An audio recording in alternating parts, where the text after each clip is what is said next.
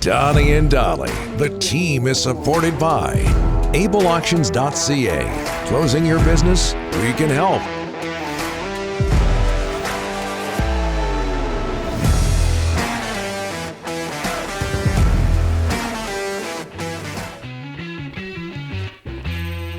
Just had a Rick Ball.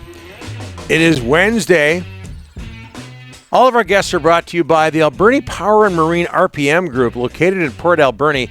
Alberta Power and Marine is one of Vancouver Island's most trusted boat dealerships, the largest Mercury Marine dealership in Canada. Their service team just won, for a fourth straight year, a CSI score above the national average. Make your appointment today for the 2022 boating season at albernipowermarine.com. Canucks and Flames in Vancouver on Thursday. Calgary has won 10 straight games, and with that, we bring in Phil Simms. How are you, sir? I was drunk. That makes two of us.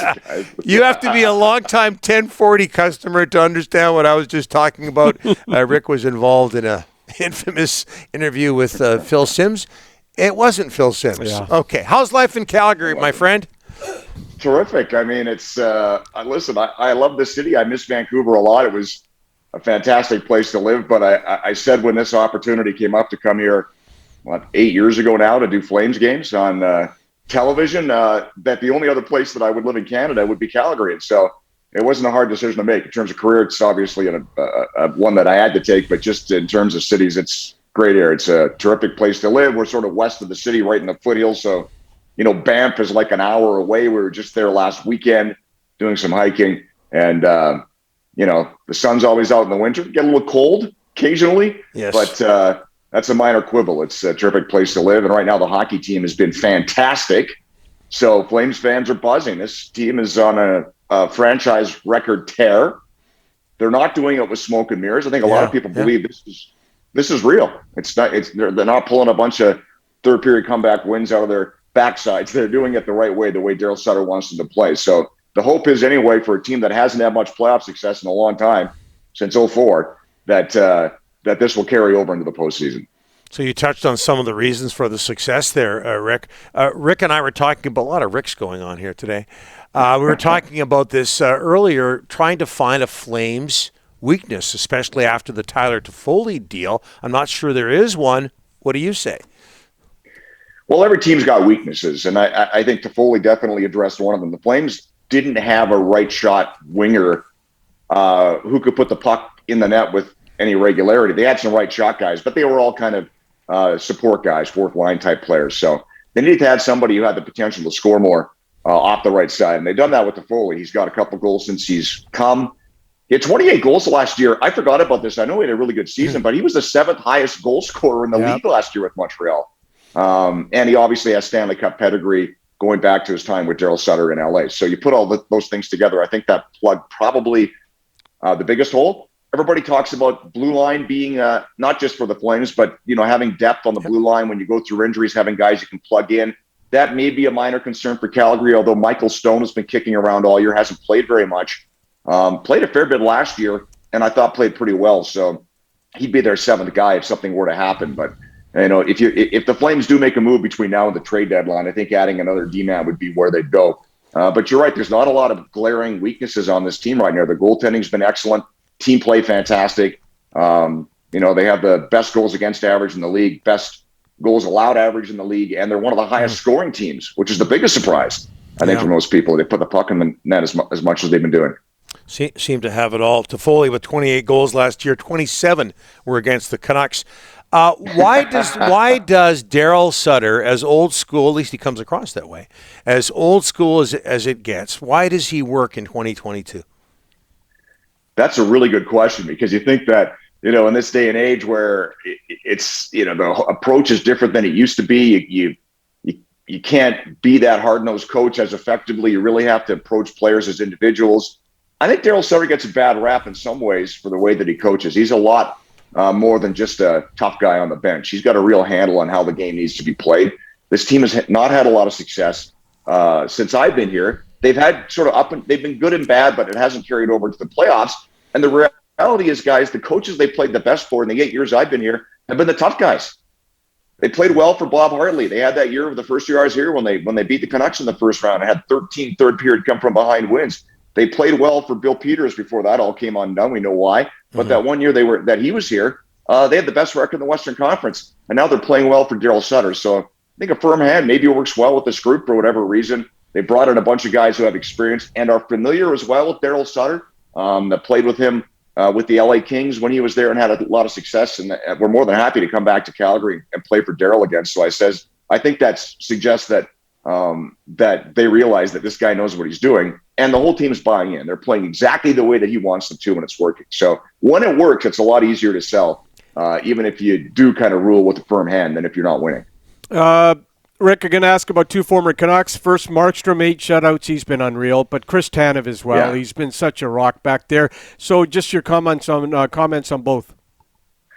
They've been outstanding. I mean, those two pickups are a key part of why the Flames have had so much success, much to the chagrin of Canuck fans. I know both guys had battled injuries in their time in Vancouver. Chris Tanev's been a rock. He's been healthy. His play speaks for itself. But over and above that, I think what he's done is he's brought Oliver Shillington along as a veteran, steady Eddie, cover over all the potholes that a young defenseman might throw out there kind of a guy, and allowed Shillington to really evolve as a regular National Hockey Leaguer. I wondered about Oliver Shillington if he would ever be a guy who could take that next step. He always seemed like he was a bubble guy, just bumping up against it. And I thought, I don't know if he'll ever get there. Well, this year he has in a big way. And obviously he gets a lot of credit for taking his game to a new level. He's been just terrific. But I think that partnership with Chris Tanev has really helped Shillington come out as a player who's comfortable now exploring his offensive side, because he's got that guy playing on the other side as a partner. So Tanev's done a lot of good things for this team himself, and I think one of the biggest things that he's done is help develop Oliver Shillington as a top 4 player, and on the blue line, that's been a big factor as well. Rick, obviously we're not in the same province as you, but talk about the Battle of Alberta, Edmonton, Calgary, when they get together. How crazy does it get? It's nuts. I mean, it's funny. I made the mistake the first year I was here when it looked like both these teams early on were going to be pretty good that year. I did have Q&A with Jim Poplinski and a couple of the old Flames, and I said, it's pretty cool that we're going to see, it's been a while since both Alberta teams have been good at the same time. And I think one of the guys, it might have been Poplinski, I don't remember, he goes, I want Edmonton to go 0-82 every season. I thought to myself, okay, that gives me some perspective. These two cities don't like each other. It's a healthy rivalry. It goes back since they both had NHL franchises, and probably well before that, just in terms of the communities. It's a lot of fun though, and it's great when the two teams are good. It's still fun when they're struggling, if one team's good and one team's bad, or they're both not very good, it doesn't have the same energy as it does when both teams are playoff bound. The owners seem to have turned a corner with the coaching change a little bit. They have holes in their roster, but they still got 2 of the best players in the game. So I would expect they make the playoffs, and a possible collision between these two teams in the postseason. Just thinking about it is, the hair on the back of my neck goes up. I think that would be something else. So fingers crossed that it might happen at some point. Hey, Rick, let's talk about a Vancouver boy. Where's Milan Lucic's game at? It's really good. It was really good, especially early on. He was scoring, I think, more than most people expected. The goals have quietened it down a little bit here in the last month or so, but he's still, he had so much. He's just in terms of experience, you've got that. He's still one of the toughest guys in the league. You've got that. I think players feel good when he's on the ice. The Flames have a lot of toughness on their team right now. I mean, Eric Branson is sneaky. I don't know if it's so sneaky anymore. He's a tough guy too. And teams don't push the Flames around very much. You don't see Johnny Gaudreau getting hacked and whacked as often as it used to happen when you got guys like that on the team. So just the presence of a guy like Lucic, I think helps keep down some of the nonsense on the high-end guys, and maybe a big part of the reason why that line is doing so well, even though Lucic doesn't play with them. So there's that aspect, but I think he's a guy who has a lot of respect in that locker room, who's won a Stanley Cup, as we know, with the Boston Bruins. And it just, and brings the muscle that every team likes to have, even though fighting isn't what it used to be in the NHL. There's still something comforting. You talk to guys about having a couple guys from the bench that, if things do go sideways, they can take care of themselves. So all those things together, a long way to say that Lucic is having a great season. Yeah, Rick, we could go on and on. There's so many great stories with this team, the arena situation. But before we let you go, Johnny Gaudreau, is he going to stick around? That's a great question. I think he wants to play here. I know the Flames want to sign him. How do you not with the season he's having? He's up at near the top of the league in scoring. He's got the best plus minus in the entire NHL. His 200-foot game has never been better. I think they get it done, but it's not a slam dunk. Whatever he winds up getting, he's going to make a lot of money in the offseason. So if they can make the numbers work, I think both parties like to see it happen in Calgary. But if he gets an offer that's some massive number somewhere else, who knows? But if I had to bet 5 cents, I say Gaudreau's a Flame next year. Yeah. Fourth in scoring, plus 41. We wanted to run the Super Dave Osborne interview but we've only got so much time, Rick. But great to hear from you. You sound great. I know you're working on a hockey night in Canada as well. All the best to you, my friend.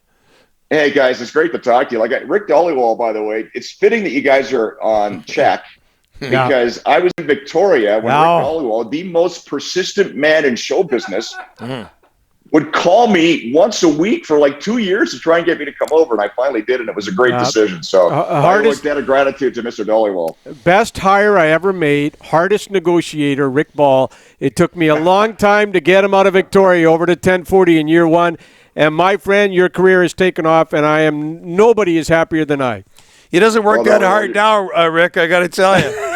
Well, listen, at some point you got to throttle back. You'll be in an early grade. It's good to see you guys looking so good, Rick. So thank you, Rick. I don't Rick. think you can take that kind of a fight out of the dog, though. I know Dollywall, if I know that guy, he's still chewing on it pretty hard. Great to hear from you, Rick. Thanks so much. All right, boys. Keep up the good work.